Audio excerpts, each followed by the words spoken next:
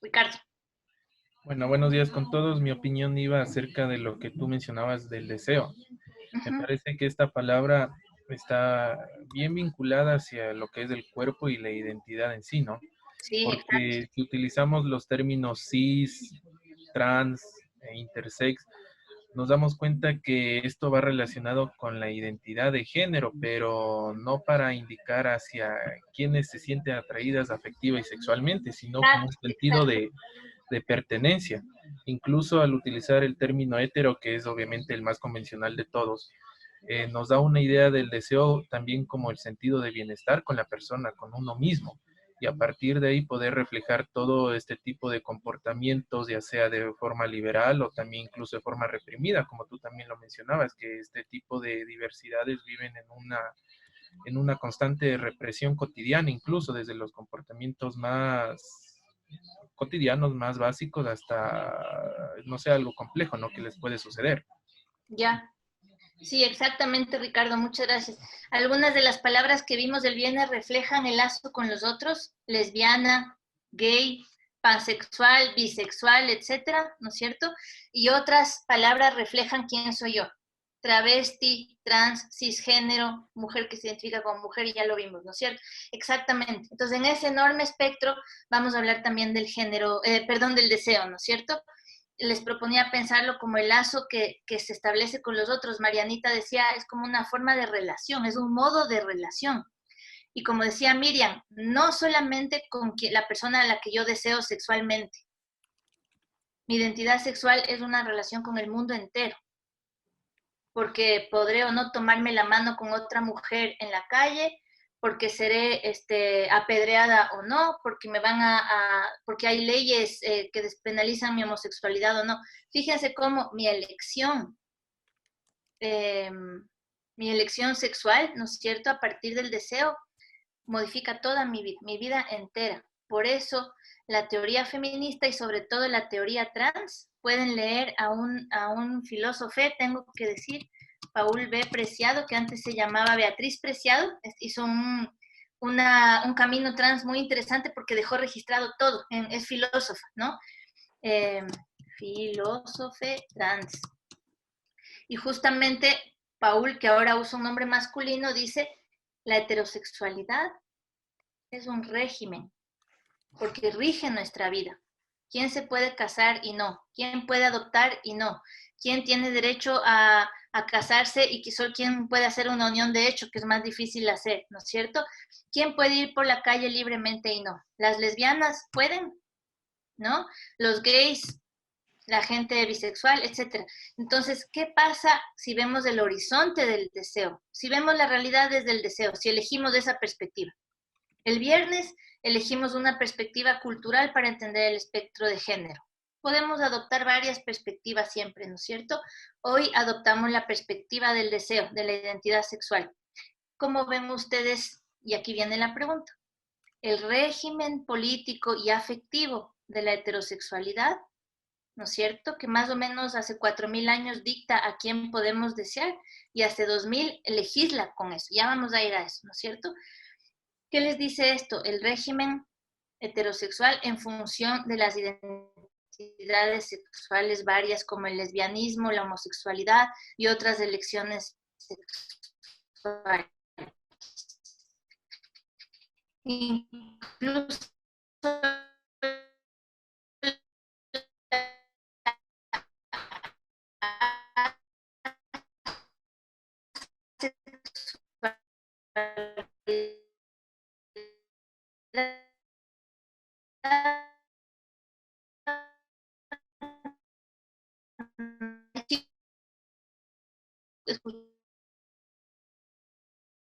Lo correcto.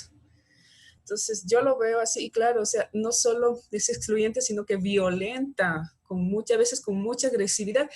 Y también es cierto algo que yo estaba pensando en el fin de semana, a veces, bueno, asociamos violencia solo con lo que podemos ver, pero hay también esas otras violencias psicológicas que no podemos ver.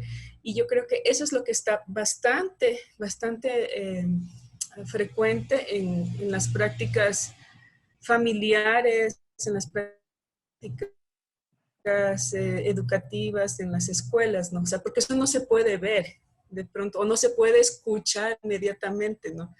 Sino que solo a veces es entre esa relación de las dos personas. Yo le dije un mensaje cargado de una manipulación psicológica que busca volverlo a la normalidad a la otra persona.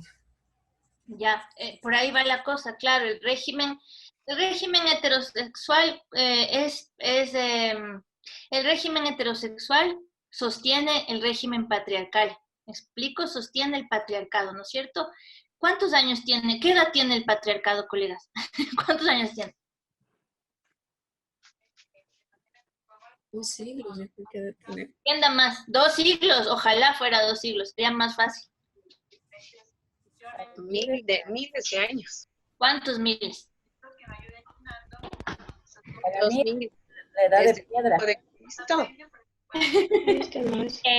Claro, hay una división importante en la era judeocristiana, ¿no es cierto? Perdone que prenda y apaga, no estoy jugando, no es la aplicación está muy pobre hoy.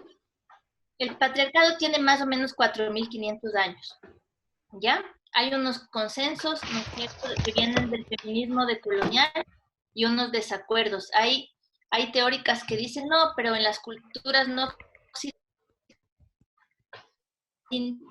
se trata de patriarcado, se trata de complementariedad, por ejemplo, en la cosmovisión andina, ¿no es cierto? ¿Ya? Y otras corrientes también indígenas como Lorena Cabnal, por ejemplo. Lorena Cabnal es una pensadora indígena feminista de Guatemala.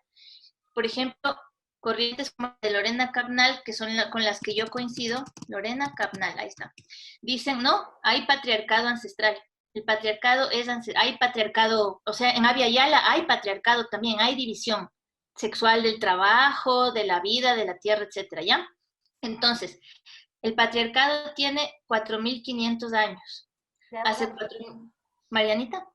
Desde Abraham, digo, que es el patriarca, el primer patriarca de Por ejemplo, en términos bíblicos, exacto, ¿no? Pero también miremos fuera del contexto bíblico, ¿no es cierto? Ustedes saben que las culturas griega y romana, primero la cultura griega, ¿no es cierto?, tuvo otro sistema de valores. Las mujeres, cuando la cultura griega se empieza a consolidar, la cultura helénica clásica, ¿sí?, todavía había sacerdotisas, es decir, mujeres que tenían el don, ¿no es cierto?, de oficiar rituales. Había mujeres lesbianas no penalizadas, ¿no? ¿Sí? Alguien está... Les voy a enviar 2 links. Ya, Erika era. Estaba dando clase mientras tomaba clase, eso yo no sé cómo se puede hacerle a mí. Bueno, entonces, en el patriarcado ancestral, o sea, en el patriarcado incluso antes de los griegos, las mujeres son sacerdotisas, tienen el don de la palabra. Las mujeres lesbianas no son penalizadas. El sexo no es solamente para reproducir la vida. Hay rituales que se consideran incluso orgiásticos, ¿no es cierto? No estoy haciendo una apología de las orgías, estoy diciendo, hay otras formas sagradas incluso de practicar lo sexual, ¿no es cierto? El sexo, ¿no? ¿Qué sucede? Que los romanos, la cultura romana, ¿qué hace? Voy a destruir, perdón, toda la historia porque no tenemos tiempo en 5 minutos, ¿no es cierto? La cultura romana va construyendo, va consolidando, amalgamando premisas culturales, filosóficas, etcétera, de poder que caminan hacia el monoteísmo, porque cuando hay sacerdotisas hay politeísmo, hay diosas y hay dioses, pero hay diosas también, ¿no? Hay comprensiones de lo sagrado que son femeninas. El monoteísmo, ¿qué dice? El monoteísmo y luego el cristianismo, por eso perdonen que comprima tanto la historia, pero necesitamos llegar a un punto. Monoteísmo, patriarca, es decir, iglesia, familia, Estado. Iglesia, familia y Estado. En las tres hay un pater. Hay Dios, ¿no es cierto? Hay el señor feudal, el dueño de la tierra, ¿no es cierto? Y el padre de familia. ¿Verdad? Entonces, esos ámbitos dicen, la heterosexualidad va a ser el régimen, justamente, perdonen la redundancia, que rija la vida. El sexo es para reproducir la vida y nada más.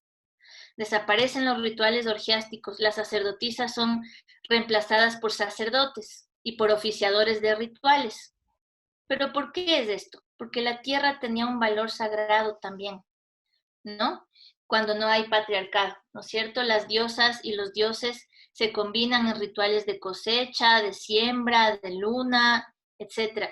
Y algo muy importante, las diosas, sacerdotisas y mujeres pueden controlar su sexualidad y tienen saberes del cuerpo.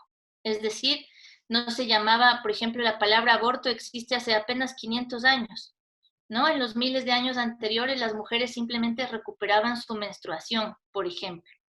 Sí, la menstruación desaparece y con conocimientos de hierbas y conocimientos sagrados se recupera. Se llamaba recuperación del ciclo, no se llamaba aborto, ¿no? ¿Por qué digo esto, colegas? Porque el patriarcado dice, pero si vamos a poseer la tierra, necesitamos mano de obra para la tierra.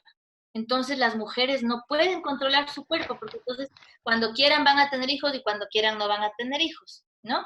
Y fíjense que es nada menos que Platón en la República, y está en algunos diálogos recogidos, dice, en adelante vamos a controlar lo que hoy llamamos demografía. Entonces, por ejemplo, en época de pestes, y esto nos suena mucho con el COVID-19, ¿no es cierto? Va a morir mucha gente. Vamos a recuperar, tiene que nacer más gente. Hay que poblar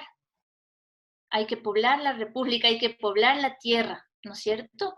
Entonces tenemos que controlar nosotros la reproducción de la vida, no las mujeres, porque nosotros como hombres sabemos dónde se tiene que poblar más, dónde hubo una peste, dónde hay mejor tierra para cultivarla, entonces necesita más mano de obra, tiene que nacer más gente. ¿Les suena que es el inicio del capitalismo, no es cierto? Es el inicio de la lógica del capital, que expropia a las mujeres de su saber. Entonces se asienta ya en la era judeocristiana el patriarcado, como lo conocemos más claramente, monoteísta, monolingüe. No hay que olvidarnos, si establece una sola lengua, se van estableciendo lenguas en los feudos y van desapareciendo otras lenguas, eso tampoco queda fuera.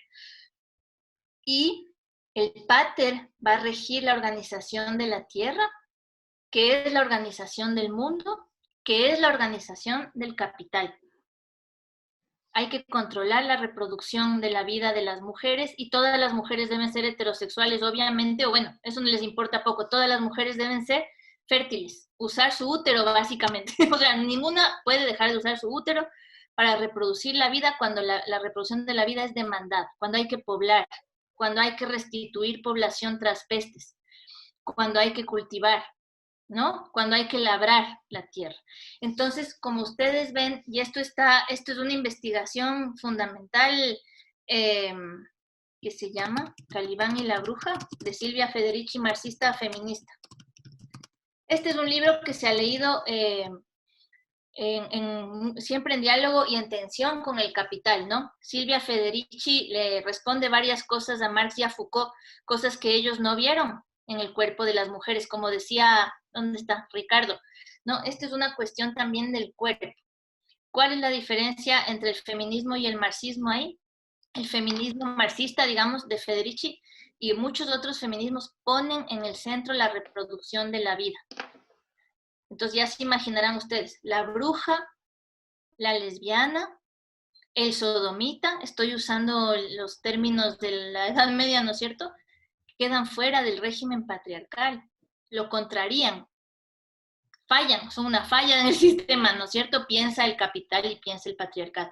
La lesbiana es considerada bruja también. ¿Cómo es que pueden dos cuerpos de mujeres juntarse? Y para no reproducirse además, ¿ya? ¿Cómo puede el sodomita desear a otros hombres?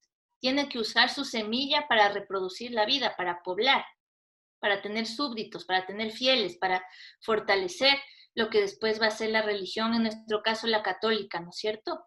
Entonces fíjense cómo el feudalismo va amalgamando los órdenes de la vida, colegas, ¿no? Y el patriarcado los concerta los órdenes de la vida, entonces la tierra se va a ir privatizando, el cuerpo de las mujeres también, ¿no es cierto? Dejan de tener control sobre su propio cuerpo y se empieza además a legislar. Esto Suena ahorita como si hubiera pasado en 5 minutos, dura más o menos, dura varios miles de años, ¿no es cierto? Entonces, la lesbiana, por ejemplo, es vista como bruja, porque ¿qué clase de mujer va a desear a otra mujer, ¿no? Es tanta la preocupación de la iglesia que ya en el siglo V o VI, o VII, me parece, perdón, se prohíbe, por ejemplo, a las monjas de las primeras órdenes cristianas dormir juntas, por ejemplo. Se prohíbe que las mujeres estén juntas. Después, en la Edad Media, se obliga a las monjas a dormir en el mismo cuarto, bueno, se les permite, pero con una lámpara ardiendo toda la noche y con vigilantes, para que no se toquen entre ellas. Se le tiene mucho miedo al lesbianismo, ¿no? Porque es como, ¿cómo a una mujer se le ocurre no tener hijos, por ejemplo, o desear a otra mujer? ¿De dónde? ¿No es cierto? Es porque eran prácticas sexuales libres de otras culturas ancestrales en todo el mundo, igual que las culturas, las prácticas homosexuales. Entonces, si a ustedes les suena la era de las brujas, ¿no es cierto? No se quema solamente a las brujas, que en realidad las brujas son mujeres sabias, ¿no es cierto? Son mujeres campesinas. Normalmente las brujas son mujeres libres, herejes en el sentido de que son politeístas, no son monoteístas, ¿no? Conocen otras lenguas. Hay brujas que son consideradas brujas simplemente porque son bilingües o hablan 2 o 3 lenguas de los feudos donde viven en Europa, ¿no? Sí. Y son quemadas por eso, sobre todo por el control del saber del cuerpo, pero también son quemadas lesbianas, ¿no? De Juana de Arco se sospechó siempre, ¿no es cierto? Fíjese justamente, y ahora es recuperada como la historia lésbica, ¿no es cierto? Ahí está Juana de Arco.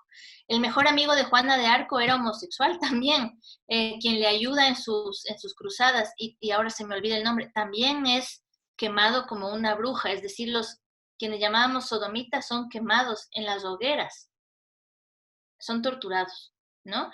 Porque están contrariando, desobedeciendo el régimen patriarcal, que es un régimen heterosexual destinado a la reproducción de la vida. ¿No es cierto? Entonces, ¿cómo vamos a desmontar 1000 años de esto? ¿No es cierto? Es decir, siempre ha habido, hay un conocimiento de las mujeres, siempre ha habido prácticas orgiásticas o prácticas del deseo, prácticas del sexo, ¿no? Que no han estado destinadas a la reproducción de la vida. Entonces, el pensamiento o la sabiduría de las mujeres, lo que en los últimos siglos hemos llamado feminismo, es una recuperación de un saber ancestral que organizaba la vida de otro modo, ¿no? Con las diosas y las sacerdotisas y las poetas y las pensadoras que luego van desapareciendo. Ustedes piensen en las decepciones y van a ver lo que soportaron, ¿no? Hipatia, Safo, ¿no es cierto? Entonces, según las materias que enseñamos, tenemos presentes, ¿no es cierto?, a mujeres, ¿no? que contrariaron el régimen. Y las lesbianas ocupan ahí un lugar que es muy curioso para el patriarcado, lo pone muy nervioso, digamos, el patriarcado, porque son mujeres que no se interesan, entre comillas, en el mundo de los hombres. Entonces vemos que es una identidad, obviamente una forma de vida de miles y miles y miles de siglos, de siglos, pero es en estos últimos 1000 años donde hay más legislación en contra de ellas, en contra de las brujas, en contra de los sodomitas, en contra de todo aquel que practique el sexo sin la reproducción de la vida, sin tener esto como horizonte. Ese es uno de los castigos de las lesbianas. Entonces, como vemos, no es ni una moda, ¿no es cierto?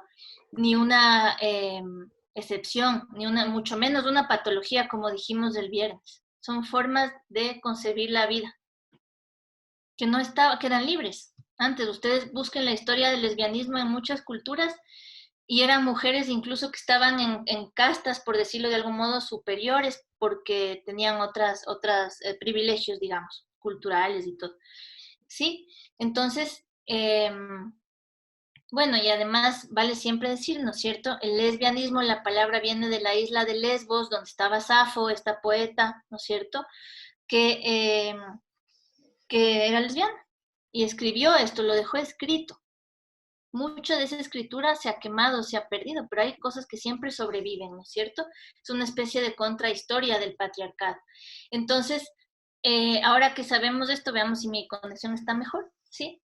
hemos añadido el elemento... Cristina, por favor, una solicitud. Aló, Cristina, ¿me escuchas? Sí, sí, sí. Por favor, una solicitud. Este tema realmente me interesa mucho. No sé si nos puedes ayudar con bibliografía para poder ir un poco más a fondo de este tema. Claro que sí. Hay un libro, primero les digo de la historia de los que se han hecho más famosos. Aquí estoy escribiendo en nuestro chat las referencias, ¿ya? Alguien que narra primero la historia lésbica de las mujeres es Monique Wittig, es una pensadora francesa, ¿ya? Ahí les puse. Y ella justamente le da una historia a lo que no ha sido nombrado, ¿no? La lesbiana, su vida, sus relaciones, el deseo, etcétera, ¿ya? Después, por ejemplo, aquí en Ecuador, como yo soy literata y me especializo en poesía, por eso hablo de tantas poetas, ¿no? Pero ahí hay cosas súper importantes. Hay dos poetas lésbicas ecuatorianas que a mí me gustan mucho, escriben desde el lesbianismo. Cristina Mancero, Mafe Moscoso. Son escritoras ecuatorianas.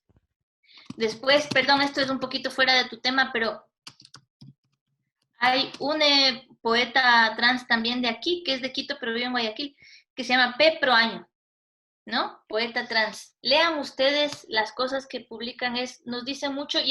Y ¿saben qué? Cuando yo he probado en clase esto, Mari Carmen, hablar desde la literatura, con los chicos funciona muy bien, porque se transmite de otro modo, ¿no es cierto? Hay otro modo de abordar las cosas más sensible. Entonces, suele funcionar en clase súper bien, la verdad. Pero la historia lésbica está por ejemplo, en Wittig, es muy importante, ¿no? Y yo les iba a pasar un recurso pedagógico, Ya, Mónica. Cristina, también, perdón, Cristina, también con respecto, aló.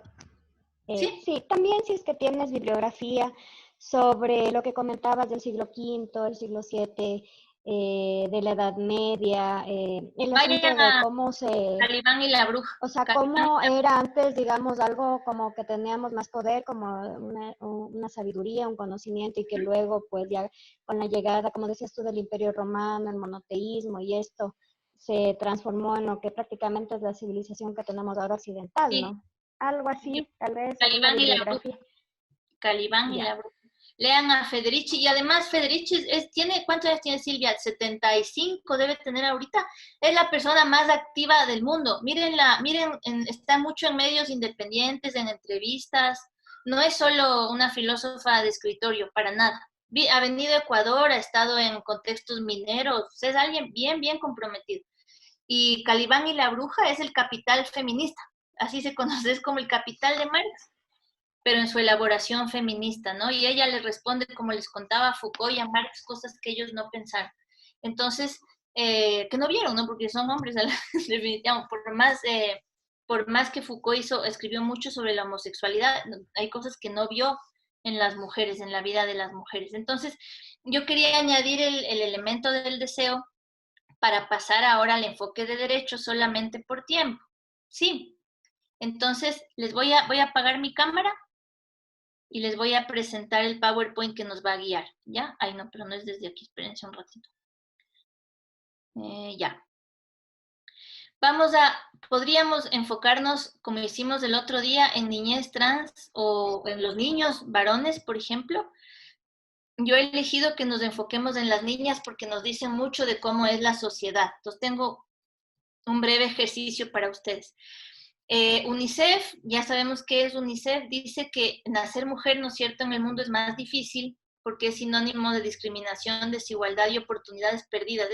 Yo siempre leo esto de oportunidades perdidas y me impacta mucho, ¿no? Cómo las niñas pueden perder una vida que podrían tener justamente por el régimen en que vivimos. Las niñas enfrentan desafíos, etcétera, ¿no?, que merecen nuestra atención. Entonces, el ejercicio que yo tengo para ustedes es mirar a través de las niñas a la sociedad. Sí. Vamos a hablar justamente, ahora que hemos hablado del espectro de género y del deseo, o sea, de cómo se relacionan les jóvenes, diríamos, ¿no es cierto?, hoy. Quisiera que pensáramos en las niñas en comparación para mirar cómo funciona también el régimen patriarcal del que hemos estado hablando. realidades que impiden a la niñez estudiar libremente. Esto le pasa a toda la niñez, niños, niñas, niñes, en todo el mundo, en todo el país, en todos lados, ¿no es cierto? Y el ejercicio, colegas, es introducir la perspectiva de género, un análisis de género para saber que si esta realidad afecta a toda la niñez, absolutamente a todas, niños, niñas, niñas, ¿no es cierto? Cuando segregamos a las niñas para poder analizar lo que les pasa, vemos algunas cosas, ¿no? Que vulneran sus derechos. Entonces, vamos a ser muy breves, ¿no es cierto? Les invito a tomar cada punto que tenemos aquí y luego mirar de forma diferenciada para el análisis cómo afecta a las niñas y a los niños, ¿ya? Entonces, por ejemplo, si tomamos la realidad de orfandad por feminicidio de la que ahora se habla tanto, ¿no es cierto? Esta orfandad por violencia de género, ¿cómo afecta a las niñas y a los niños? ¿Qué dicen ustedes?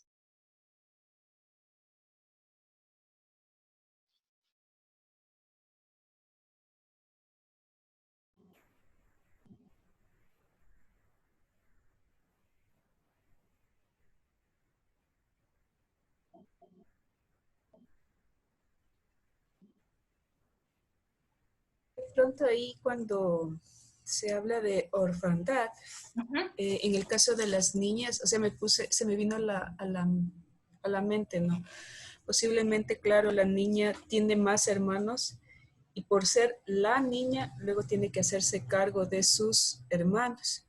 Y eso como que le aumenta un extra más a por qué no acceder al sistema de estudio. O sea, tiene que encargarse de su familia mientras a lo mejor los otros hermanos sí lo pueden hacer, pese a que también son huérfanos. Esa es una de las consecuencias, ¿no? Si elaboráramos, encontraríamos otras razones.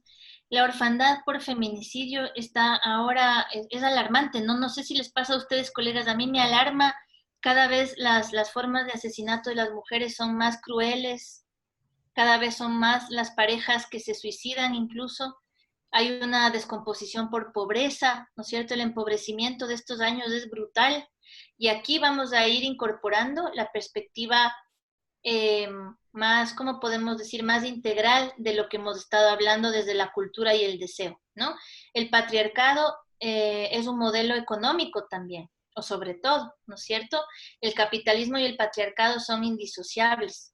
Entonces pasamos a integrar una perspectiva social, que por supuesto tiene que ver con lo que decía alguien de ustedes el otro día, tiene que ver con relaciones de poder, ¿no es cierto? Y poderes sobre todo económicos, ¿no? Entonces, la orfandad por feminicidio afecta a toda la niñez. En Ecuador, cuando hay hermanos y hermanas dentro de casa, ya afectados, imagínense, ¿no? Toco madera, o sea, qué fuerte es imaginar que perdemos a nuestra madre siendo pequeñitos, que ha sido asesinada por nuestro padre, y un día eso alguien nos lo va a contar.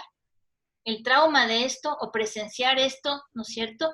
Ya destruye a la niñez, ¿verdad? Con las estadísticas tan pobres que tenemos respecto a esto, pero quienes quedan al cuidado de la familia son las niñas y no suelen continuar con su educación, porque quedan al cuidado o el trauma queda sin procesar, ¿no es cierto? Los niños pequeños también sufren esto, ¿no? Pero suelen continuar con su educación. Las familias, abuelos, etcétera, suelen promover la educación de los niños más que de las niñas en casa ante cualquier trauma. Lo mismo pasa con los desastres naturales. Entonces, son las niñas las que quedan con tareas de cuidado y por lo tanto descontinúan sus estudios. Afecta a todos, a los niños también, por supuesto. El duelo de un niñito por su madre, ¿no es cierto? No lo vamos a desmerecer de ningún modo. Las niñas son, sin embargo, las que quedan al cuidado. Y a los niños varones, no se les enseña que esa es una violencia que aprendemos. O sea, aprendemos a ser agresores cuando somos niños chiquitos, ¿no? Entonces, justamente los efectos, y yo les propongo pensar esto porque ustedes tendrán otros ejemplos o pueden pensar en cosas en las que estén de acuerdo o no, pero solo la propuesta es que introduzcan el análisis diferenciado por género para ver efectos sobre la vida de la niñez. ¿Qué les pasa a los niños y qué les pasa a las niñas? ¿No? Desastres naturales, por ejemplo. Yo todavía me acuerdo de lo que pasaba con las niñas en el terremoto de Manabí. ¿Qué realidad diferenciada hay ahí? ¿Qué ven ustedes? Cristina, Naturales. antes, Sí, Cecilia, escuchando. antes de pasar al siguiente punto, Sí. estaba pensando este momento en algún artículo que escribieron ahora sobre la orfandad. Hablan de que los chicos ahora son huérfanos de padre y madre porque los jóvenes están dedicados justamente a la telemática, a estar conectados en el celular, y se ha visto. Se ve madres jóvenes que no le ponen atención al niño ni a la niña que tienen, sino que están dedicados al celular y claro, el niño se siente solo. Eso me quedó a mí muy... Y yo he visto, ¿no? Como soy docente, he visto que en verdad esto está sucediendo en estas generaciones. ¿Qué pensar acerca de eso? ¿Es una realidad? ¿A dónde vamos?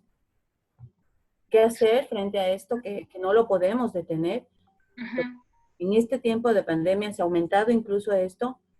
Hacen memes que en verdad a uno le queda, uno se queda pensando, yo ya no tengo niños pequeños como hijos, mis hijos ya son ya adultos, pero me pongo a pensar compañeras que son docentes, que están con sus niños pequeños, para poder conectarse en este momento, para poder calificar, tienen que, hacen un meme donde le ponen al niño atado en la silla o colocado en el piso, amarrado, para que no moleste mientras ella puede hacer su trabajo. Sí. Dentro de mi familia también, que por estar en alguna actividad que tiene que ser ahora telemático, lo primero que hacen y entregan al niño es un celular. ¿Cómo hacemos, perdón Cecilia que te interrumpa, justamente de lo que hablábamos, cómo hacemos de esto que cuenta Cecilia no una anécdota porque no lo es? ¿Cómo la analizamos en términos de género? También decimos que el patriarcado y el capitalismo van de la mano. Entonces, lo que tú planteas es un problema sistémico económico, Cecilia. No es que solo nos pasa un ratito que dejamos, ¿no es cierto?, a las guaguas con el celular. ¿Qué estamos diciendo en términos económicos, en términos de capital, de acumulación de capital, de crisis? ¿Qué estamos diciendo ahí con este ejemplo que pone Cecilia? ¿Cómo lo elevamos a un análisis?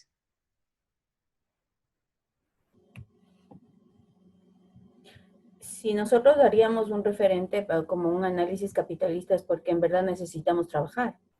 Exactamente, exacto. Se llama precarización de la vida. Ya, precarización. Hay una precarización, ¿no? Solamente es en un punto. ¿Por qué? Porque quizás las jóvenes ahora están interesadas también en comunicarse. Como siempre, ¿no? Pero esas horas dependen de ese aparatito para estar comunicadas, para seguir respondiendo chat, para seguir... Ya no solamente es el trabajo. Yo creo...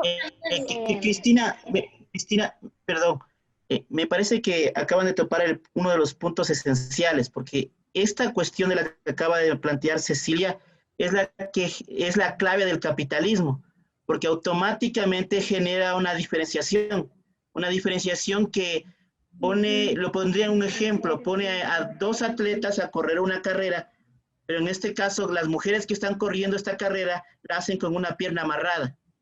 Exacto. Porque no la están corriendo bajo las mismas condiciones, están triplicando su trabajo, tienen un montón de funciones más que genera que la acumulación del capital no quede en manos de una manera equitativa, sino que se genere en una esfera de tipo masculino, lo que hace es una reproducción del propio sistema en sí mismo. Gracias, Iván. ¿Alguien más quería responder esto? Me parece y juntamos las respuestas. No, básicamente quería decir que automáticamente los memes, por ejemplo, salen a las mujeres, a las madres. O, por ejemplo, ahorita Cecilia se dirige, se refiere a las mujeres. O sea, no hay esa equidad de que el cuidado tiene que ser responsabilidad de dos, ¿no? Tanto de, sea quien sea, pero responsabilidad de dos, ¿no? Del padre y de la madre, por ejemplo. Ajá, cuando son un padre y una madre, o dos mamás o dos papás, pero siempre hay una desigualdad, claro. En familias migrantes, ¿no es cierto? Fíjense, para ir añadiendo elementos, ¿no? En familias migrantes, ¿quién cría a veces? La abuela, la tía, el abuelo, ¿no es cierto? Pero de todos modos, por eso se llama feminización de la pobreza, ¿no es cierto? Por eso el feminismo marxista lo ha llamado así, la misma Federici, el empobrecimiento de la vida, y ahora ya respondemos lo otro digital. También pasa por lo que dice Iván en esta carrera desigual, ¿no es cierto? La doble jornada, ya ni siquiera se habla de doble jornada, colegas, porque no son dos jornadas separadas, ¿no? En el teletrabajo, yo les invito a preguntarnos, el lugar del cuerpo, ¿cuál es en el teletrabajo? ¿Cuál es el desgaste que sentimos? Ustedes lo saben, todos sabemos de esto, ¿no es cierto? Solamente recojo unos elementos de lo que han dicho para analizarlos. En el teletrabajo, no solamente que el trabajo físico, el trabajo de la casa, el trabajo de cuidado y el trabajo profesional están en el mismo espacio, en la casa, compartiendo conexión, compartiendo dispositivos, nosotros mismos pagamos nuestra conexión de internet para trabajar, la hemos tenido que mejorar, tenemos que mejorar los megas, tenemos que pagar más, el desgaste es de nuestros dispositivos, no de compus que nos da, por lo menos en las universidades, no es cierto, todo el mundo trabaja con su computadora, no sé cómo es con ustedes, ¿no es cierto? Entonces hemos adaptado el espacio de la casa, ¿no? Ya. En términos de violencia, por ejemplo, muchas mujeres antes de la pandemia tenían sus 8 horas de trabajo para huir de la casa, para no estar en casa con su agresor. Ahora tenemos que compartir el mismo espacio. Si es que hay violencia en casa, no tenemos escapatoria, tenemos que estar en la casa, ¿no es cierto?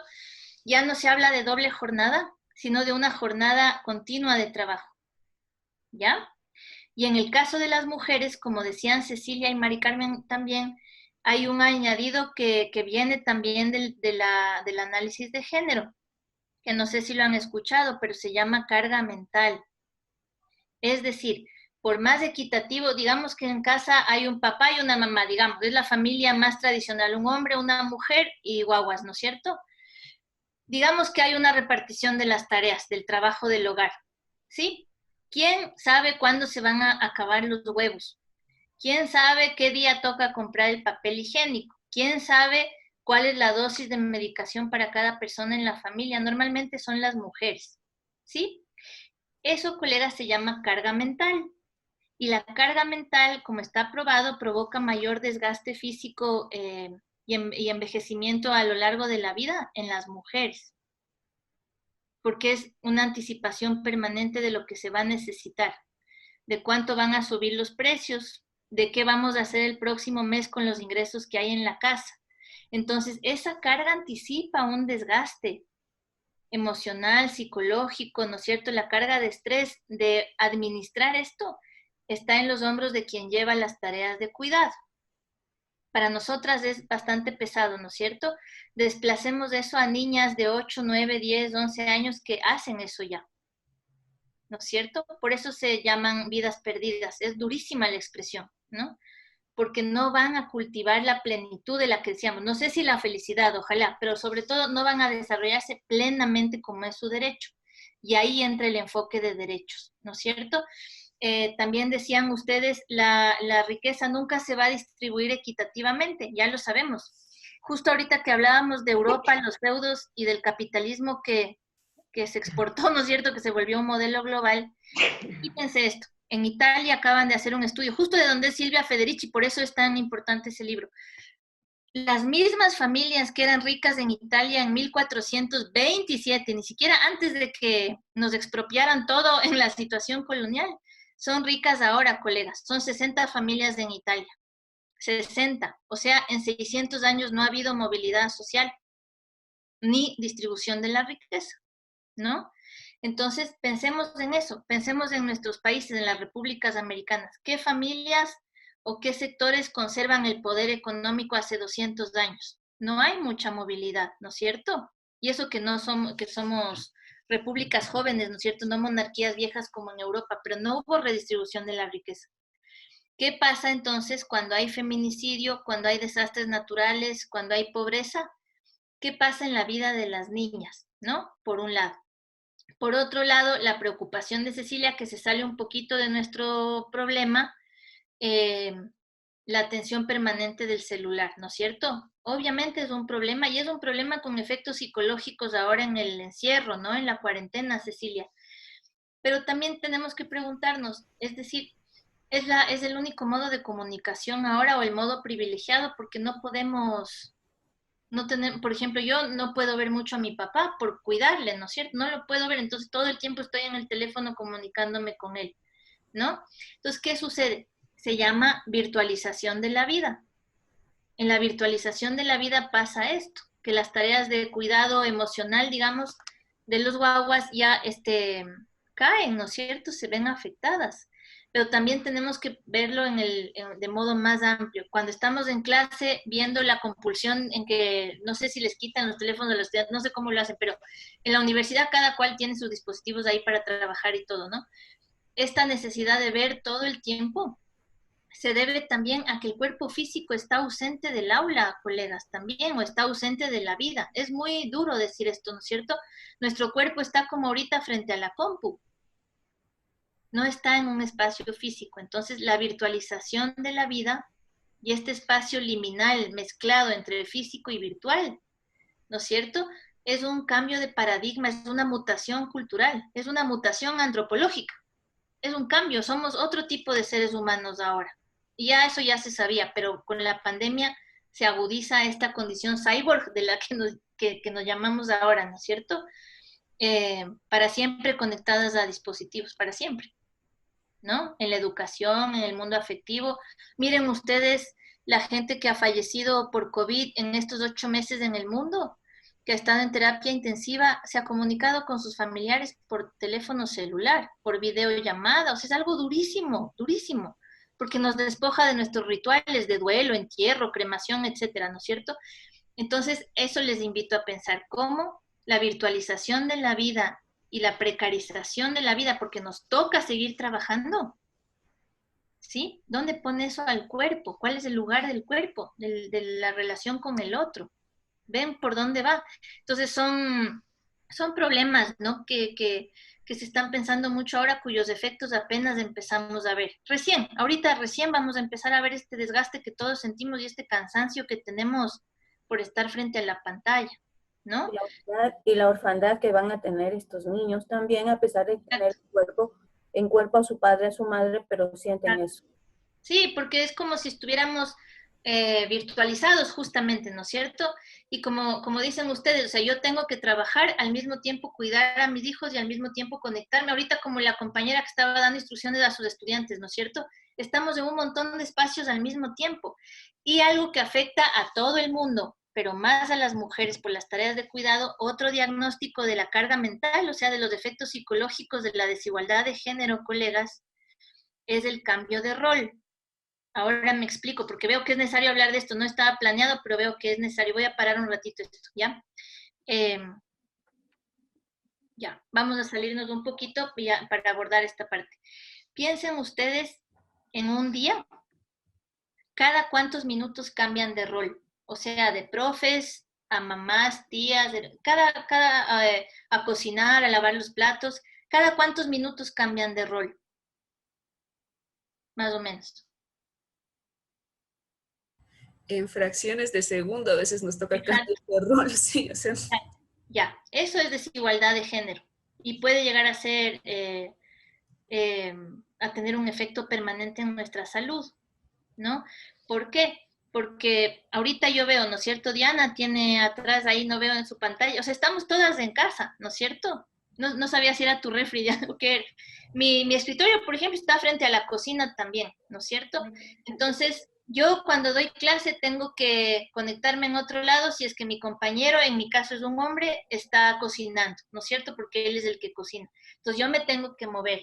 Entonces significa que no puedo estar 1 hora en un solo lugar, en una sola tarea, ¿no? Porque al mismo tiempo tenemos que limpiar nuestra casa, cuidar. Entonces se mide el cambio de rol, sobre todo en las mujeres, hasta por segundos, como decía Miriam, ¿no? O cada 5 minutos. Entonces 5 minutos me dedico a la clase, 10 a la de mi hijo, le conecto, a los 40 minutos tengo que estar pendiente porque cambia de clase, pero yo misma tengo que hacer mi trabajo y a la vez tengo que cuidar. Y yo misma estoy pagando por esa conexión. He mejorado mi plan de megas porque no me queda otra He tenido que cambiar dispositivos o adquirir deuda para nuevos dispositivos en casa. Esos son efectos de la desigualdad de género. La carga mental y el cambio de rol, que ya es una locura. No puedo estar, a mí me pasa, yo no puedo estar 3 horas en una sola tarea, ya nos quisiéramos, ¿no es cierto?, leyendo una tesis, por ejemplo. Porque la precarización de la vida lo que ha hecho es fragmentar la vida en pantallitas, ¿no es cierto? Entonces, esta orfandad de la que hablaba Cecilia tiene que ver con un problema económico y de género. Tecnológico afecta a nuestra vida, a nuestra salud, porque yo te cuento que ha aumentado también la situación de visión. Claro. Sí. Y no ¿Quién te paga el oftalmólogo? Tú, ¿no es cierto? O sea, tú vas a tener que pagar algo aunque tengas seguro, ¿no es cierto? A mí me pasó también, yo cambié de lentes en mayo, porque tuve una serie de migrañas, además, por las horas de conexión. Sí. Yo pagué, tuve que pagar eso, mi seguro no cubría eso. Uh-huh. ¿No es cierto? Y imaginemos eso, como dice Cecilia, en el ámbito del trabajo informal, en el subempleo. Cristina, buenos días, ¿puedo intervenir?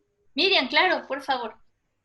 Y perdón que no pueda prender la cámara. Tranquila. No se arregla esto. Dinos. Buenos días con todos.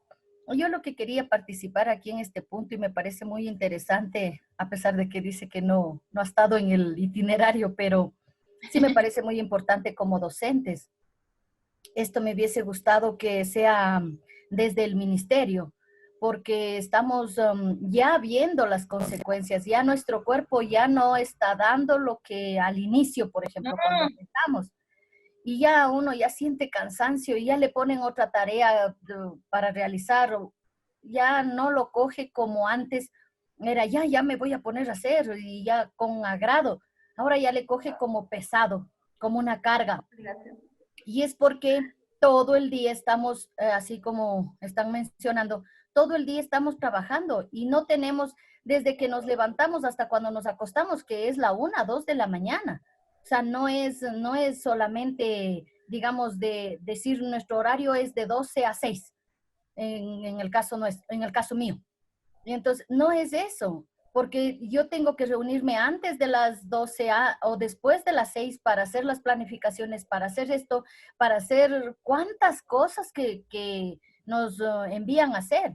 Entonces, a mí sí me parece que, no sé, sería una ayuda. Aquí estamos en un círculo, por ejemplo, estamos en este grupo, pero de aquí hacia afuera no sale. Y entonces ese es el asunto que sería bueno que el ministerio se involucrara en esta situación.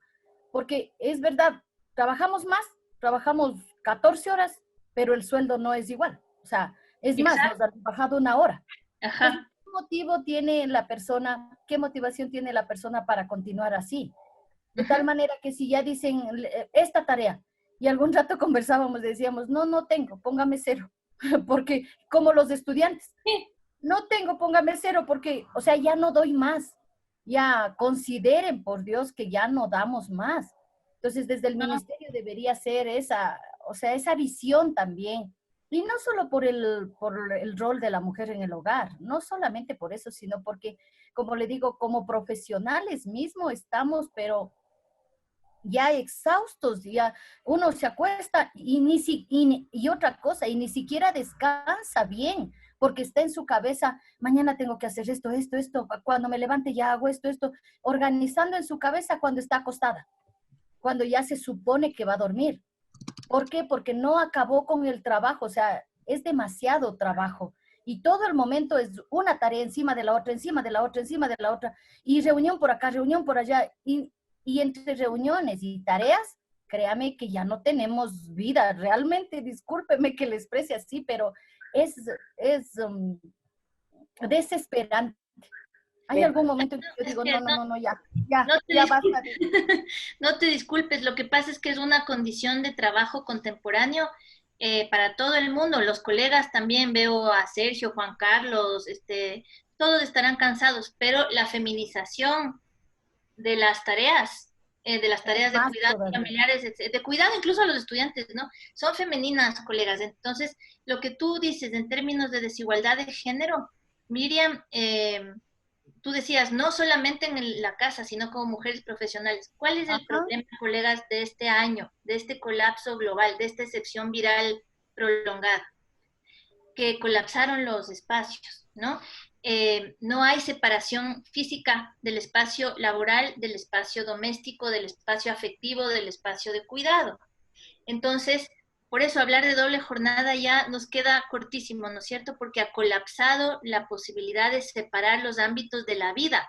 Entonces, yo ya no puedo, si estaba con las profes que son mis amigas y teníamos 15 minutos en la cafetería en el colegio entre nosotras, no, ni siquiera tengo esa privacidad, porque ya no tengo, porque el régimen de la privacidad en la realidad virtual se ha extinguido, o sea, son regímenes de vida que están en extinción ahorita, porque no creo que va a volver a ser lo mismo, ¿no es cierto? Vamos a estar un año, por lo menos en mi universidad va a ser 1 año y medio casi en ausencia, o sea, en trabajo virtual, ¿no? Sí, ¿Qué sucede también? Los efectos psicológicos de esto, por supuesto, los sabemos todas, estamos cansadísimas, yo tengo una concentración mucho menor y así. Los efectos físicos o de la visión, como decía Cecilia también, por eso es una mutación antropológica, es que no es nada menos. Nuestros ojos están haciendo otras cosas ahorita. Por eso el cuerpo, es tan importante pensar en el cuerpo y no en abstracto, ¿no es cierto? Por ejemplo, uno de los efectos es que como no vemos al horizonte, ¿no les pasa que pasamos muchos días solo viendo las paredes de casa o las de la tienda, pero no vemos lejos, o sea, no tenemos una visión a la montaña, o sea, los ojos no están haciendo eso. ¿Y qué pasa, colegas? Que esa es una atrofia también de la visión y sucede a las personas que están en prisiones, porque no tienen mirada de horizonte, no hay mirada de visión amplia, entonces el cuerpo sufre este efecto no solo de la visión, es un problema oftalmológico, es un problema de agotamiento psicológico, ¿sí? Y las mujeres a veces no nos damos cuenta en tareas de cuidado, con todo lo que hemos descrito y lo que decía Miriam, se expresa también en un agotamiento permanente. ¿Y ahí qué pasa? El proyecto propio de vida queda aplazado para siempre, porque tengo que resolver las 4 jornadas, porque si soy una niña voy a estar cuidando de mis hermanos, ¿no es cierto? Porque si mi madre ha sido asesinada, entonces yo tomo los trabajos de cuidado. En el contexto de pobreza, el hacinamiento también ha disparado la violencia sexual contra las niñas y también contra los niños por parte de familiares. Sí, entonces, justamente de eso que quería hablar de los niños, leía que en la semana anterior que había un reporte aquí en el Ecuador que hoy por hoy existe una cantidad, un número de 3 millones de niños en extrema pobreza. Si eso nosotros multiplicamos por la familia, solo siendo uno, aproximadamente diríamos que 9 millones de personas, de los 17 que somos, 17 millones del Ecuador, están en extrema pobreza y eso sí vamos a ver reflejado en lo que nosotros vemos, lo que es la violencia, de todo tipo, ¿no? Porque son los niños que se quedan solos, los niños los que tienen que afrontar y a veces incluso enfrentar las situaciones adversas que les vienen de aquí en adelante. Y en ese contexto, claro, en Ecuador, eso era lo que yo les quería mostrar en nuestro PowerPoint, si lo logramos, si no les mando el PowerPoint. En Ecuador hay 4 millones, bueno, esto era en el 2013, pero deben ser 4 millones y medio de niñas y niños, de niñes, ¿no? 4 millones y medio. 2 millones, el 51% de esos son niñas. Y como dice Marianita, de esa población en Ecuador, ¿sí? Los índices de pobreza solo se están elevando. Y la pobreza tampoco es abstracta, entonces se expresa en violencia en la casa, ¿no es cierto? Yo tengo un vecino que, les digo, o sea, se oye todo, ¿no? Al lado, está desempleado, entonces siempre el hombre, yo no digo que no estén oprimidos los hombres, ¿no es cierto? La pobreza nos afecta a todos, pero siempre el chivo expiatorio en casa son los hijos y la mujer, entonces la violencia como aumentada en estos meses, y yo lo oigo todos los días, es brutal cómo él ejerce violencia por su frustración por el desempleo, ¿no es cierto? Entonces, las violencias encadenan patriarcado, capitalismo y ahora precarización de la vida, ¿no es cierto? Entonces, en ese contexto enseñamos. En ese contexto damos clase, como decía Miriam, que ya lo describió muy bien, ustedes lo saben mejor que yo. Entonces, en contexto de precarización y de desigualdad de género, ¿qué hacemos ahí? ¿No es cierto? Como dice Miriam, cuando el Estado se retira de su obligación de sostener los sistemas de salud y educación. El Estado se ha retirado. Usted use su dispositivo, consígase una mejor conexión, usted verá cómo le da clases a sus hijos al mismo tiempo que da clases usted, o sea, ¿no es cierto? Entonces, hay una retirada del Estado y un recorte de presupuesto en las zonas de mayor vulnerabilidad, ¿no es cierto? Entonces, todavía no vemos los efectos psicológicos del personal de salud de primera línea, las trombosis que han sufrido, los trombos que tienen en las piernas, varices, un duelo no elaborado de miles de personas, ¿no es cierto? Entonces, en ese contexto estamos enseñando ahorita.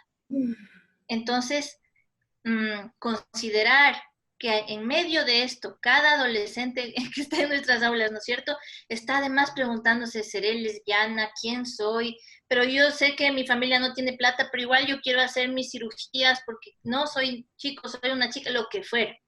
En medio de eso hay una vulnerabilidad. Entonces, lo que podemos afirmar de las descripciones que ustedes hacen, no solamente que todavía no sabemos bien cuál es el lugar del cuerpo, en esto estamos todas sentadas muchas horas y eso nos atrofia la masa muscular, provoca cansancio, ¿no es cierto? Como decíamos, varices, cambio del ritmo cardíaco,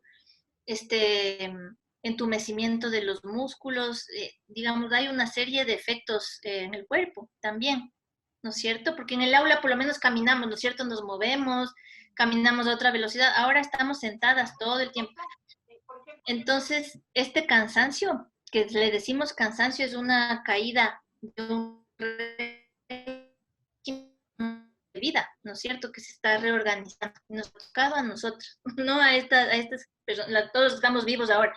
Entonces, el análisis de género, para ir volviendo a nuestro tema, se vuelve muy relevante porque nos permite ver que no se trata solo de problemas de mujeres, es un régimen económico, afectivo, y está todo junto. Lo económico está junto a lo afectivo, junto a lo cultural, ¿no es cierto? Y eso produce unos efectos dentro de la pobreza, dentro de la violencia, ¿no es cierto? Entonces, ¿cómo podemos hablar ahí de un horizonte de derechos? ¿Cómo hablamos del derecho a la educación, ¿no es cierto? Si estamos mirando lo que ustedes están mirando. Entonces, son momentos en que hay que sostener esas vulnerabilidades, eso dicen muchas pedagogas, ¿no es cierto? Compartamos por ahora estas vulnerabilidades con recursos pedagógicos que nos toca pensar en este cansancio también, ¿no es cierto? ¿Cómo doy clases si muchos de mis estudiantes tienen COVID en la casa? Y es el susto permanente y la incertidumbre que les pasa a mis estudiantes también. Ahorita hay una con COVID, una docente con COVID, ¿no es cierto? Entonces, ¿cómo hacemos en esta excepción viral? ¿Cómo resignificamos lo que significa derecho a la educación? Porque nosotras ya estamos precarizadas, eso ya sabemos, ya se sabe que los maestros en todo el país están precarizados. Ese horizonte de derechos se resignifica, ¿no es cierto?, adquiriendo estas herramientas. Espero yo también, colegas, para revitalizar nuestro trabajo, ¿no es cierto? Bueno, estoy cansadísima, pero lo voy a tratar de hacer así, ¿no? Entonces, ahorita, por ejemplo, Erika pone, no me puedo conectar bien, salí de la sala. Todo el tiempo se nos cae la conexión, vuelve la conexión, estoy preocupada por la conexión. Y esos efectos todavía no se ven, los vamos a ver ahora, en los años que vienen.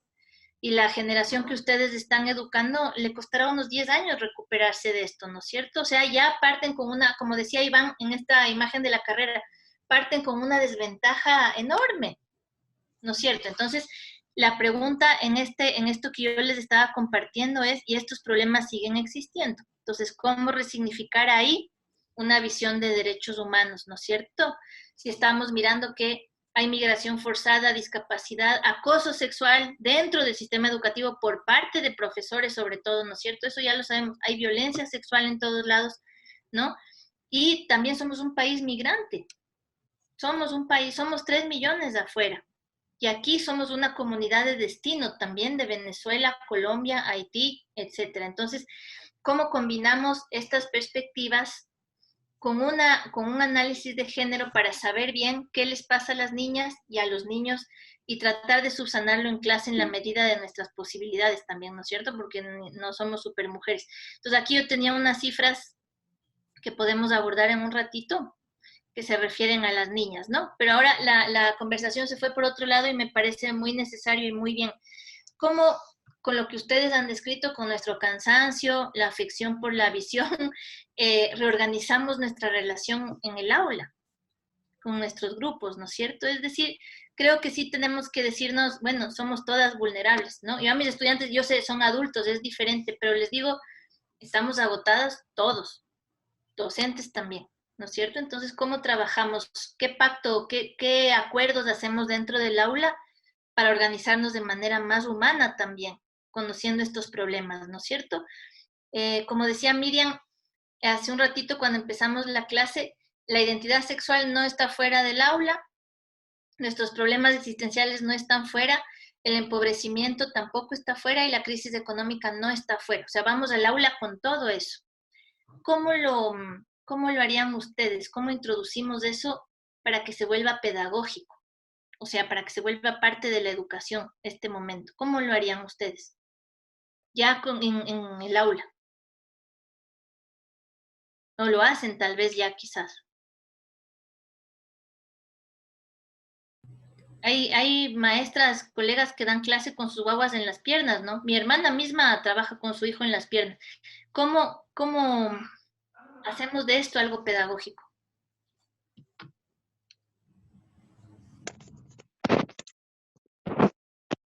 Por ahí se oye un audio. Yo creo que en estos momentos, o sea, sí, que estamos bastante cansados, no sé, de pronto puede ser loco lo que voy a decir, pero claro, de pronto dejar ese tema de los contenidos, incluso como se ha hecho ahorita en este momento, en este ejercicio, ¿no? Se dejó por un momento el contenido para atender una necesidad. Entonces, claro, en la última reunión de padres de familia que yo tuve, claro, decían, profe, dígales a los profesores que sean más flexibles. Uh-huh. Porque claro, o sea, claro, para nosotros de pronto lo juzgamos solo desde lo que se ve, lo evidente. Se desconectó, no presentó la tarea, pero de pronto detrás de ese no conectarse, no prender la cámara, no presentar la tarea, hay un espectro bien grande de posibilidades. Y de igual manera que con los estudiantes, hacia con los profesores, ¿no? Y dentro de las realidades, claro, yo decía, hay como que dejar un poco la formalidad, porque a veces decimos, para obtener esta información, llene este formulario. Exacto. Entonces, claro, flexibilizarse. Claro, yo, por ejemplo, logro, no es el tema de obtener datos, sino de saber cómo está la otra persona. Y eso se lo hace desde espacios no formales, como una llamada telefónica que no me toma un minuto. Me toman a veces 5, 10, 15 minutos porque esa persona que está al otro lado del teléfono necesitaba desahogarse. Uh-huh. Y entonces, claro, al interior de la institución, claro, el ministerio no va a disponer porque ya sabemos cómo van sus políticas. Tiene que ser al interior del profesorado, o sea, saber cómo generar esos espacios de contención emocional. También porque, claro, después de haber oído una llamada telefónica que me ha deprimido, sí, de pronto me ha entristecido. ¿Cómo puedo ser fuerte para los otros 200 estudiantes o 250 estudiantes que me toca acompañar? Que ahora, hoy por hoy, ya no son solo los estudiantes, sino que el estudiante trajo con su pantalla, trajo a su familia. Claro. Pues claro, ahorita yo tengo, por ejemplo, es prácticamente, hablando de este tema de la continuidad, es una atención a padres de familia prácticamente continua. Ya, qué agotador, imagínate. Y tengo dos opciones, ¿no? Decirlo, no lo hago, porque es mi espacio también, o sea, como defenderme. O sea, yo entro en esa polémica, pero también, claro, o sea, digo, continuar con un sistema que está excluyendo y justamente maximizando la precarización de la educación y de las condiciones familiares. No, pues, o sea, empieza uno como que el dilema con la vocación por la cual hace ejercicio de la docencia. Uh-huh. Entonces, y claro, yo sumo también, creo que si no, desde el interior, desde la cotidianidad, desde las bases, como se suele decir, no asumimos otras formas, sí, o sea, vamos a terminar enemistándonos, fracturándonos y con todo lo que ya nos ha tocado vivir por esta virtualidad, que a mi modo de ver es como que la forma más agresiva en la que se está expresando este sistema capitalista, porque le importa un pepino la economía del cuidado. Y, exactamente, por ahí va la cosa, ¿no? ajá.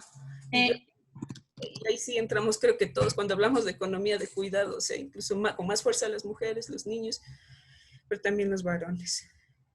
Eso quería. Gracias, Miriam, no, y me solidarizo con lo que tú dices también, porque es una condición de la vida ahorita, y como vemos, esto no va a cambiar mucho, ¿no? Hay universidades y también sé que en colegios que estamos discutiendo si es que va a haber programas virtuales permanentes, por ejemplo. Ahí eso es muy fuerte ahorita, ¿no es cierto? Yo no sé si ustedes extrañan el aula, yo a veces ya iba a clase cansada, pero ¿cómo extraño el aula ahora, ¿no es cierto? La dinámica, el lugar del cuerpo, otra vez, el lugar del cuerpo.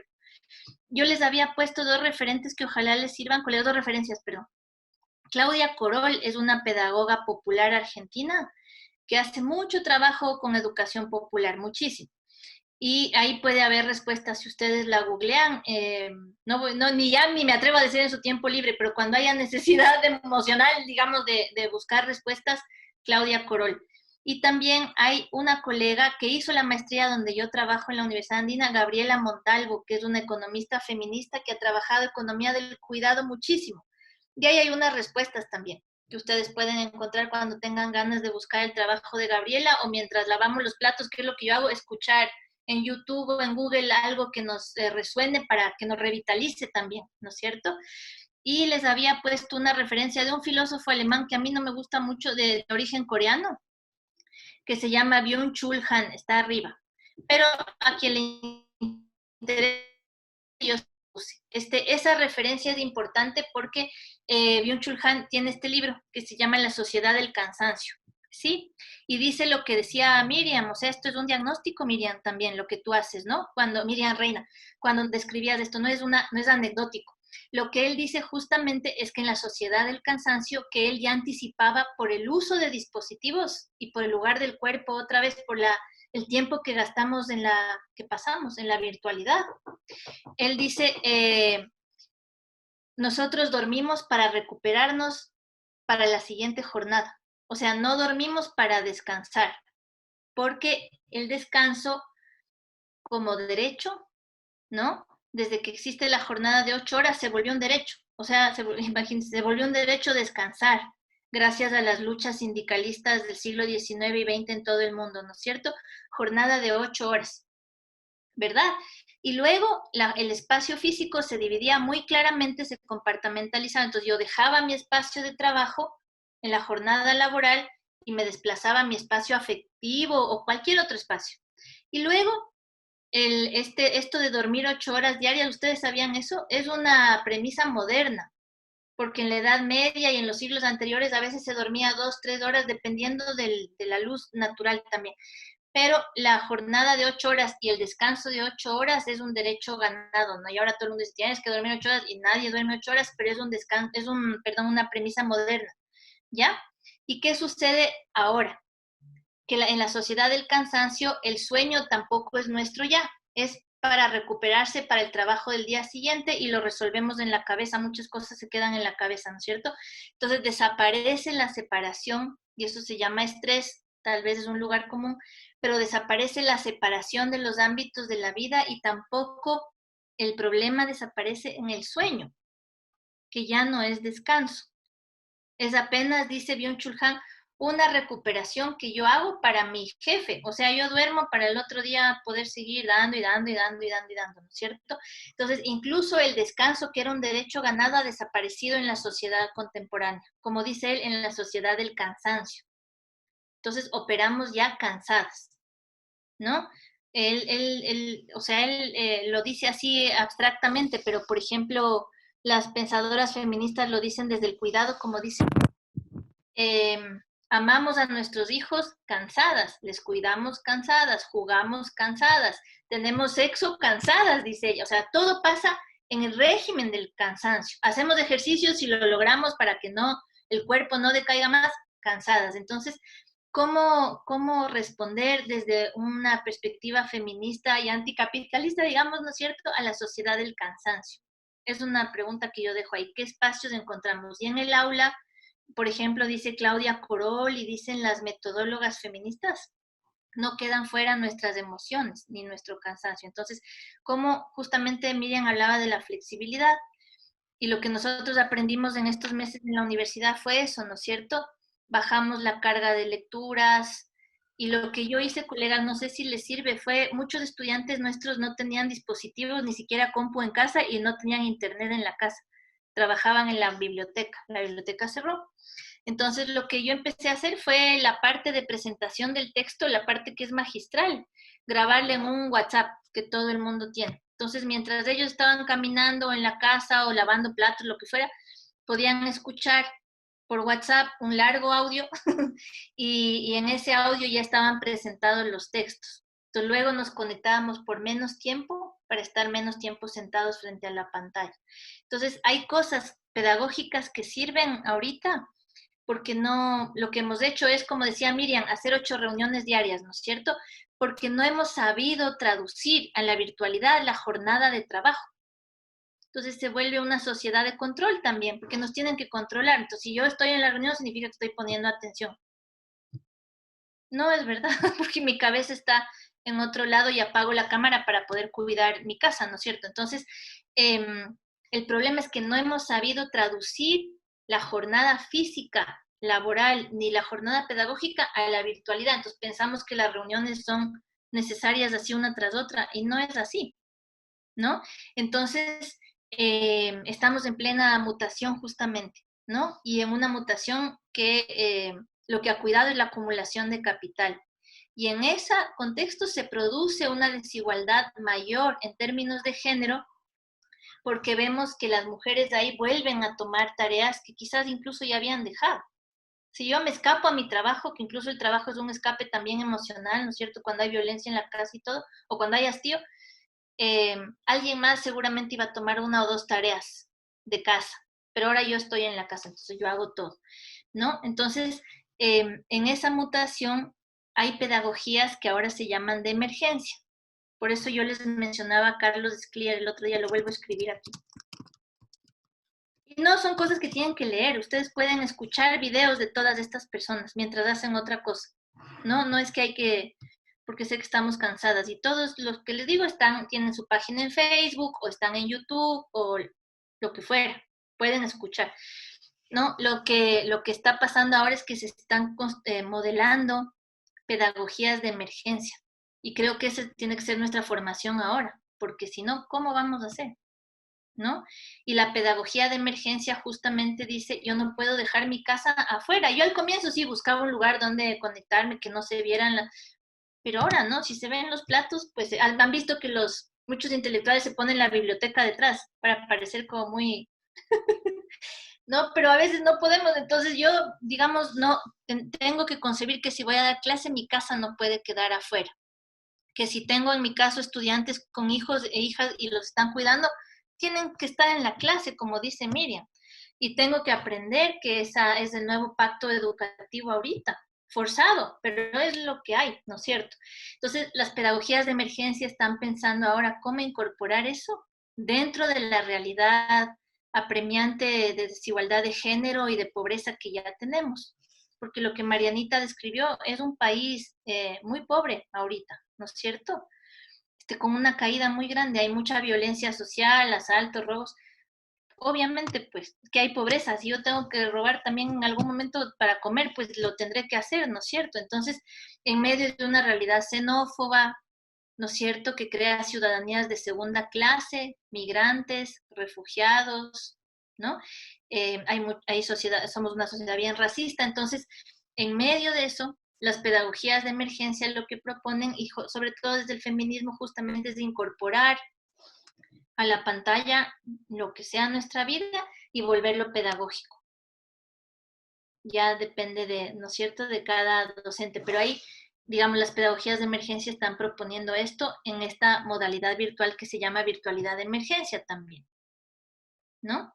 Entonces, eso yo les cuento que me parece importante salirnos de los contenidos, porque hay algo que nos apremia también, que es ahora esto, ¿no es cierto? Y tiene que ver absolutamente con un enfoque de género. Estamos hablando de esto las mujeres, ¿no?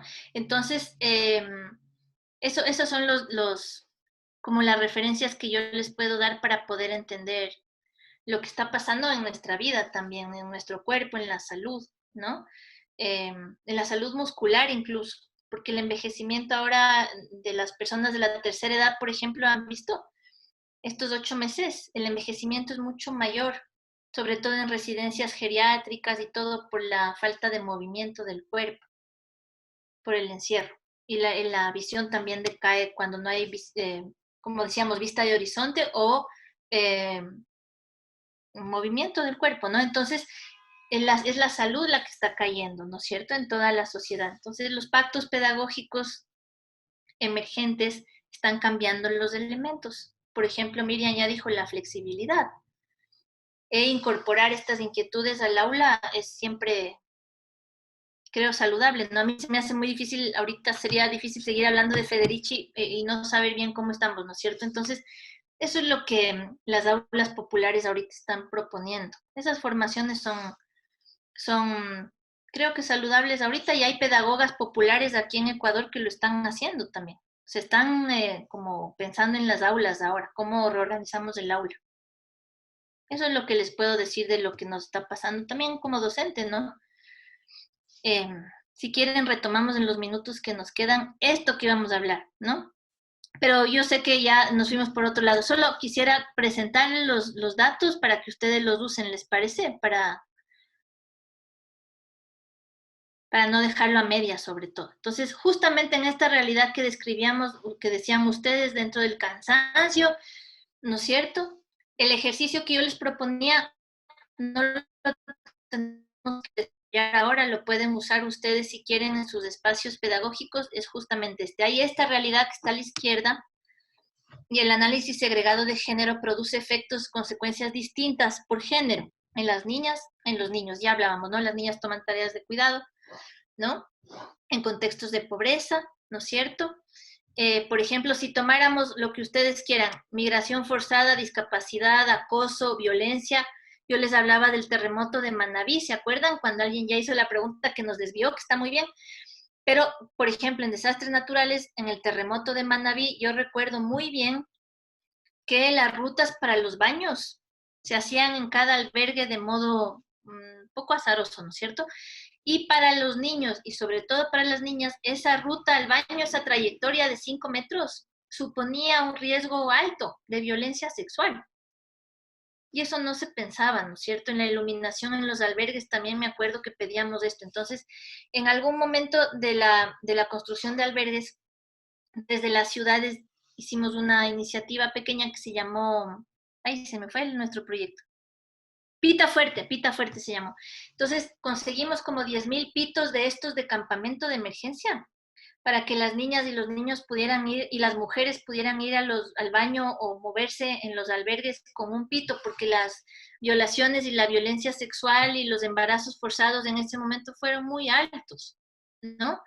Entonces, en desastres naturales esto también sucede, ¿no? Y nos parecía que el pito por lo menos era un auxilio que tenían para evitar esto, ¿no? Entonces, se daba una capacitación, se enseñaba a pitar fuerte, justamente para poder desplazarse dentro de los albergues. Ese era el ejemplo que les quería dar. Ahora, si ustedes consideran los otros factores, migración, discapacidad, acoso, ¿cómo desarrollarían un enfoque de género ahí? ¿Qué harían?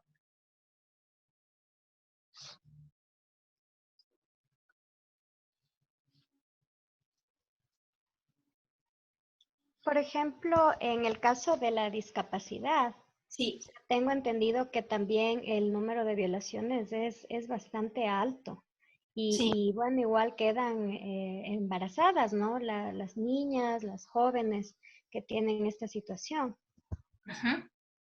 Sí. Ahí también les quiero recomendar, porque esto yo lo he aprendido, no es que me he inventado yo solita, todo lo que les digo, como les dije, viene de trabajo colectivo, ¿no?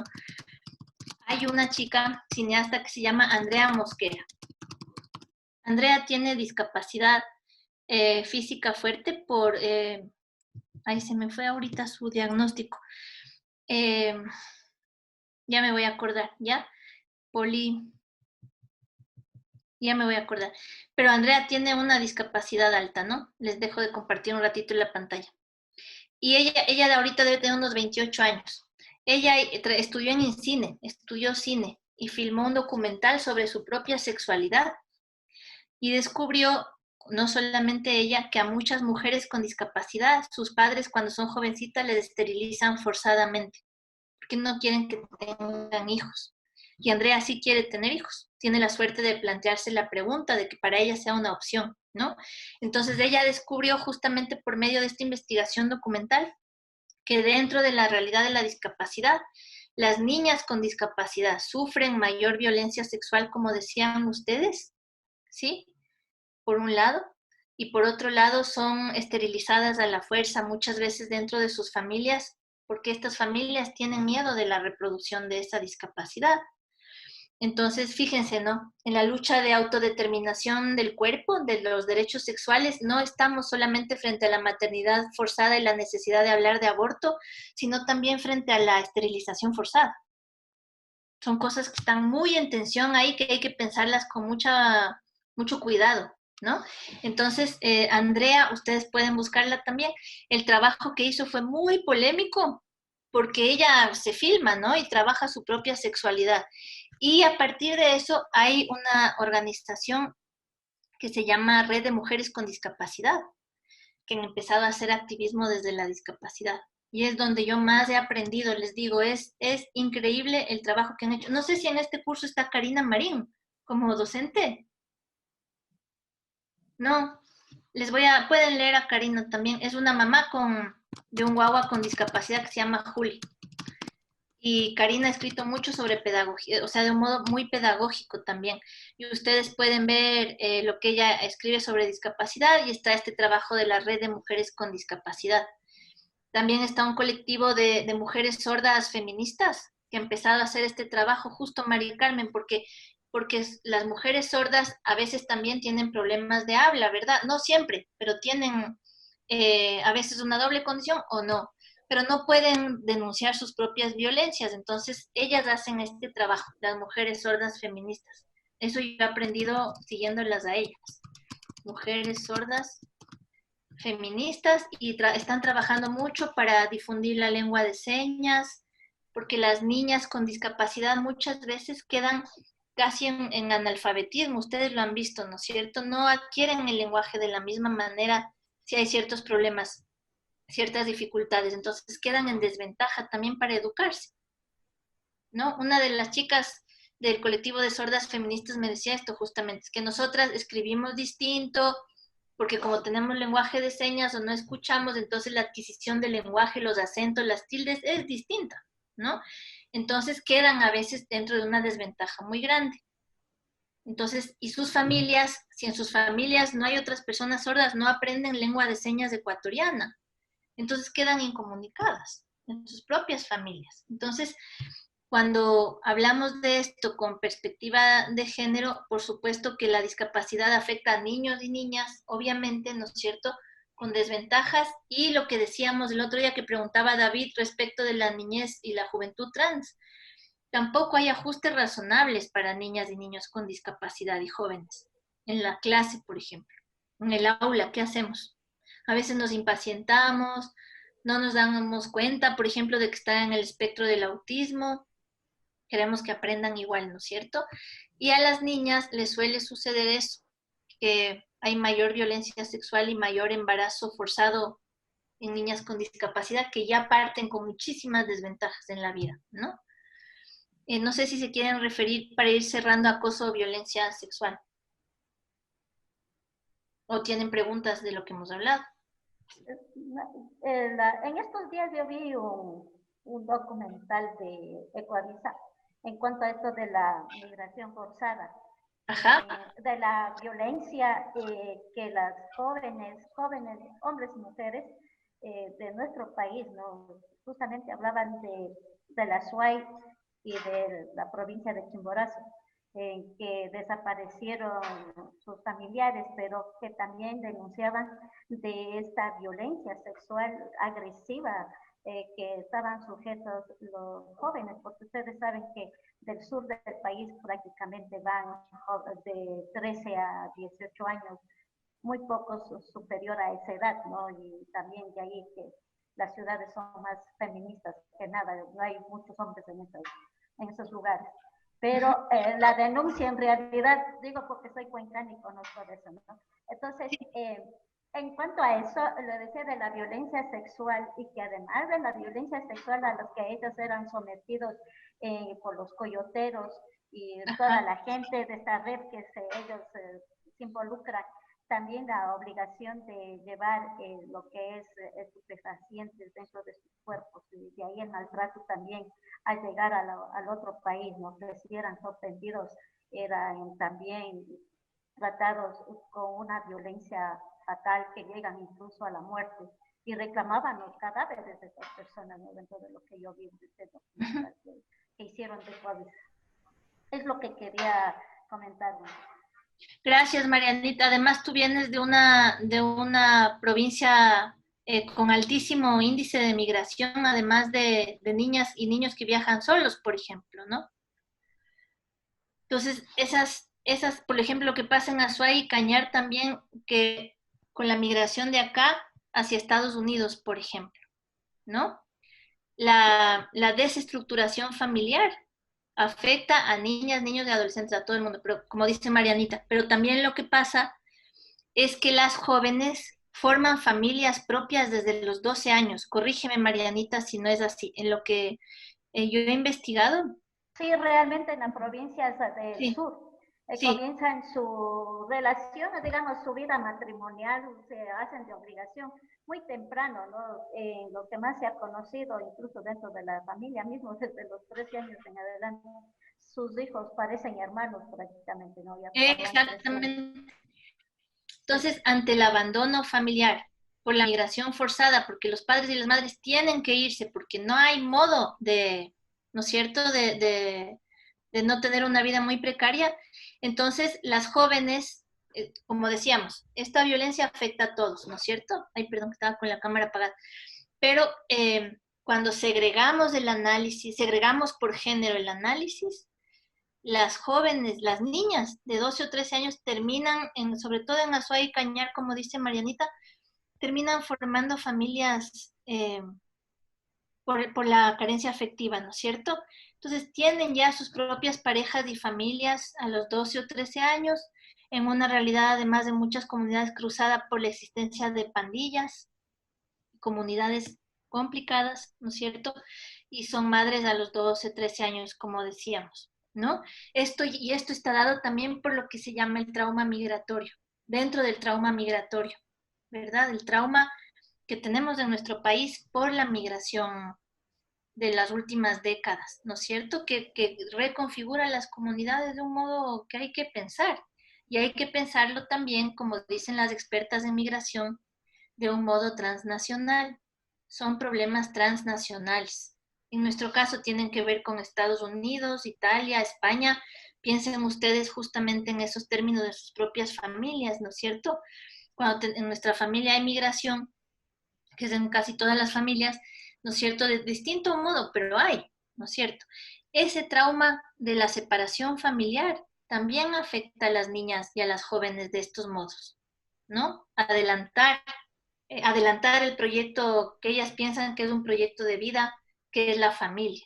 Entonces, esas jóvenes normalmente no llegan a la universidad, ¿no? O no desarrollan proyectos de vida, porque ya piensan que lo hicieron formando familias propias a los 12 años, ¿no? Hay un factor que quisiera añadir en términos de migración para continuar lo que dice Marianita, que es también la migración por violencia sexual.